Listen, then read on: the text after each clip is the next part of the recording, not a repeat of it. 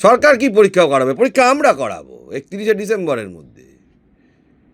দেখুন না, সরকার কি পরীক্ষা করাবে? পরীক্ষা আমরা করাবো 31শে ডিসেম্বরের মধ্যে। কোর্টের অর্ডার কিভাবে কমপ্লাই করাতে হয় সেটা আমরা দেখাবো। পরীক্ষা আমরা করাবো। কে সরকার? কে তৃণমূল? কে চাকরিহারা? পয়সা দিয়ে চাকরি পাবে চাকরিহারা? যারা বঞ্চিত চাকরি প্রার্থী 22 লক্ষ পরীক্ষার্থী, তাদের হয়ে বলছেন না কেন?